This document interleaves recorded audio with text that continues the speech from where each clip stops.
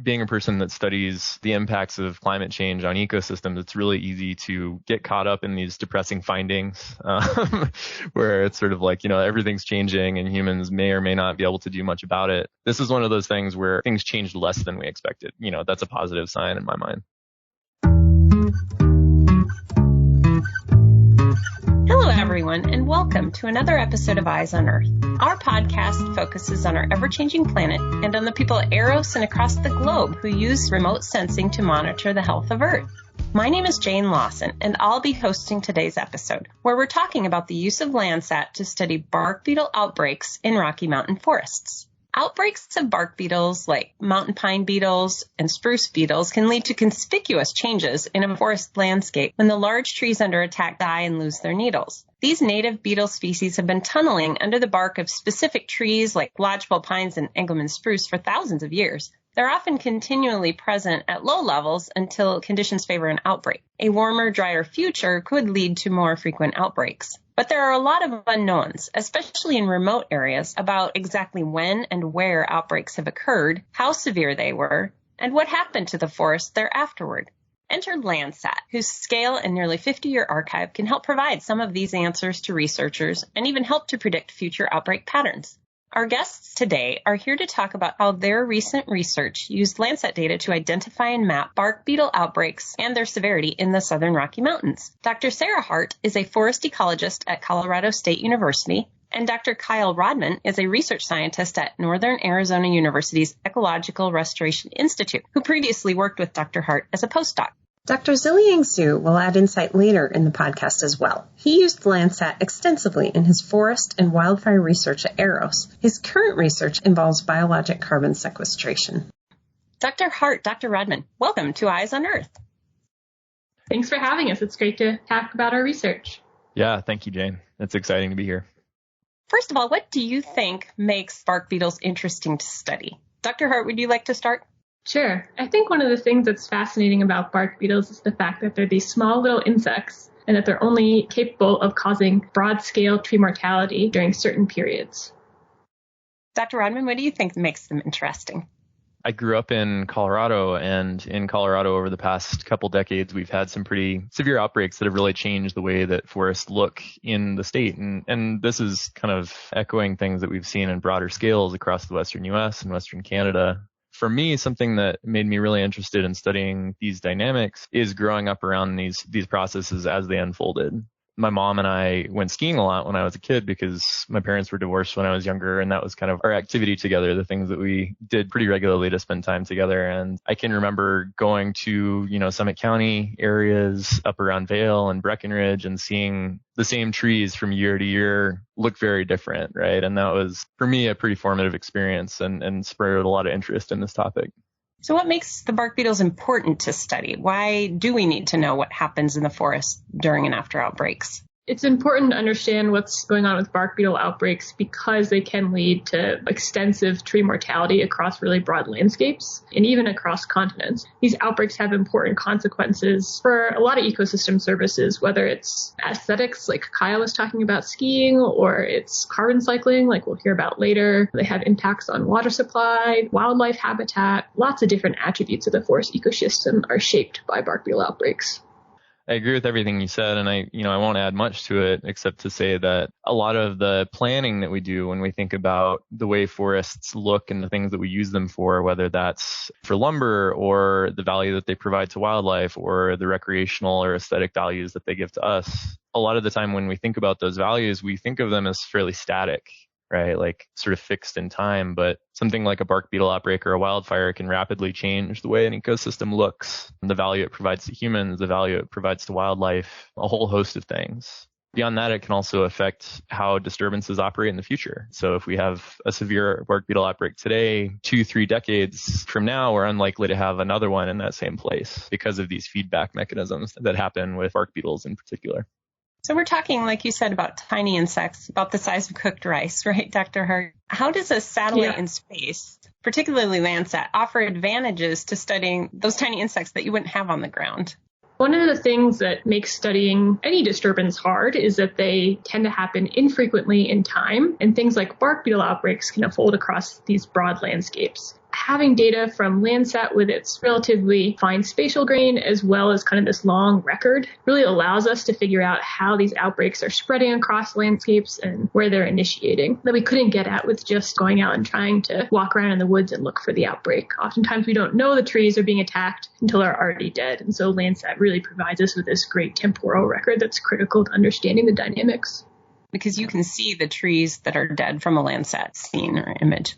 Correct. Yeah. So as the bark beetles attack the trees, you can imagine what a dead tree looks like. The needles start to turn a red color and then eventually the needles fall off. And so we can use Landsat to tell where once there was green, healthy trees and now there are red and dying trees.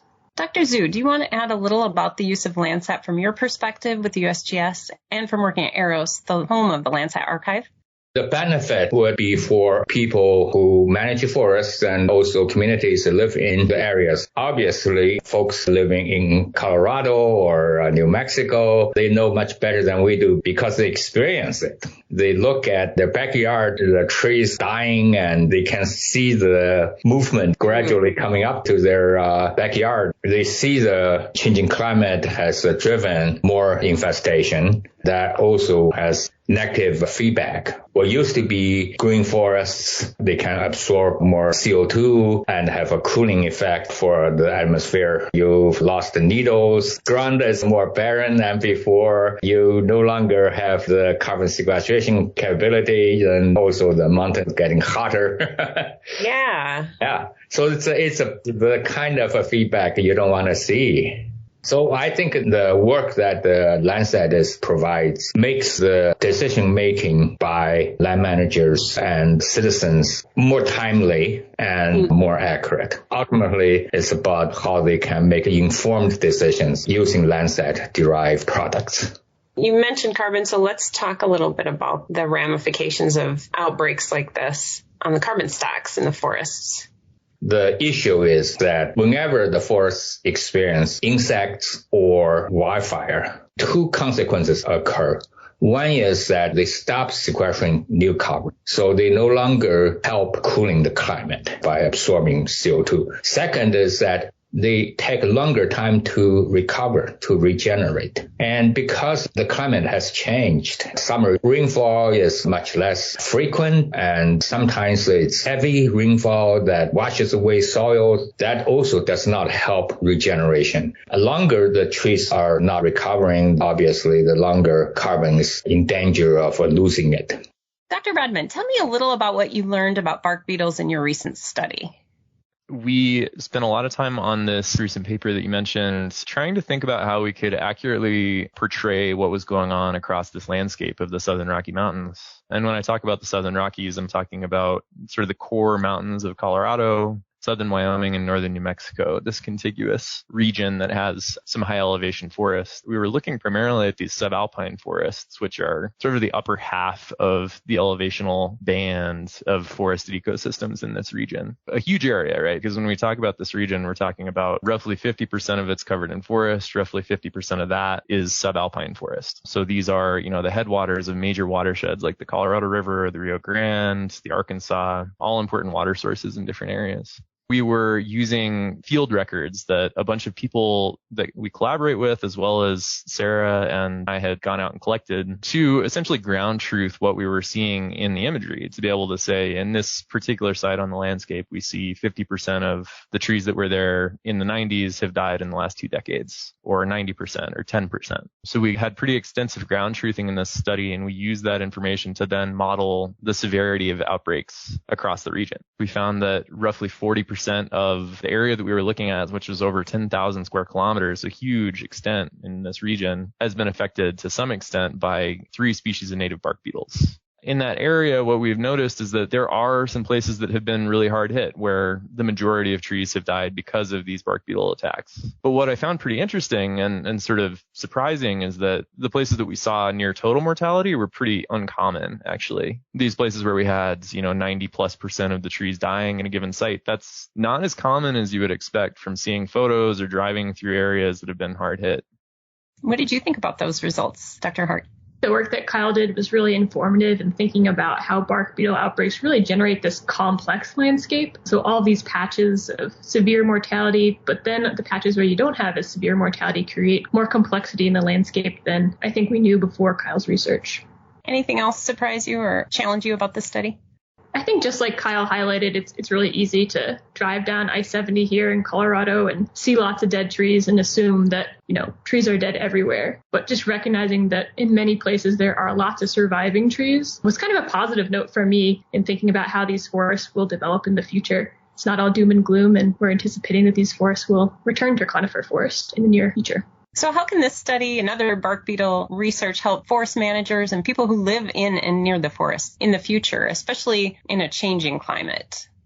Understanding kind of the patterns of mortality is important for how we think about managing these systems. First and foremost, if you know where there's lots of tree mortality, that might be locations where you might want to concentrate some of your efforts to reduce the risk of things like tree fall hazard in campgrounds and, near power lines and people's homes. And then kind of like Kyle was mentioning earlier, thinking about managing forests, we're increasingly understanding that disturbances are natural drivers of the composition and structure. That's typically what we're trying to manage. And so kind of understanding how bark beetle outbreaks function to shape the structure and composition across broad landscapes is really important for how we move forward with managing forests in the context of climate change. As you mentioned earlier, Jane, this is something that we expect will probably increase in frequency in the future, these kinds of outbreaks across broad scales.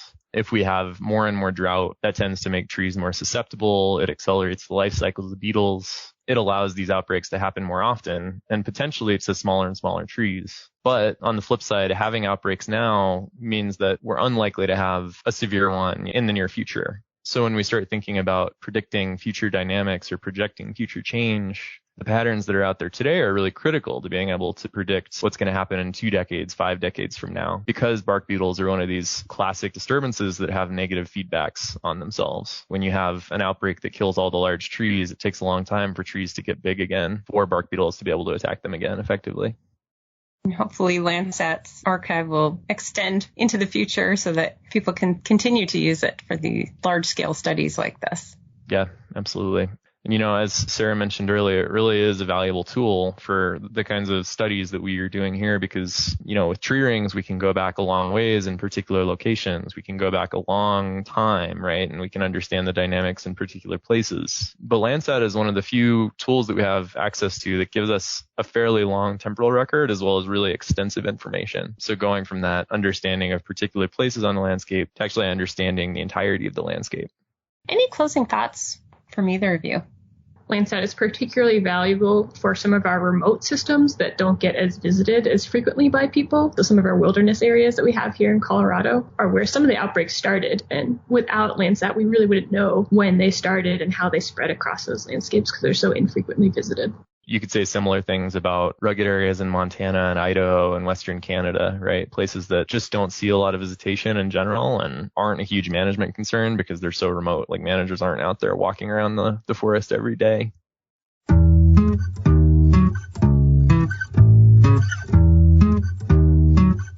Thank you all for joining us for this episode of Eyes on Earth, where we talked about using Landsat to capture bark beetle outbreaks in the Southern Rockies. Check out our AROS Facebook and Twitter pages to watch for our newest episodes. You can also subscribe to us on Apple Podcasts. This podcast is a product of the U.S. Geological Survey, Department of Interior.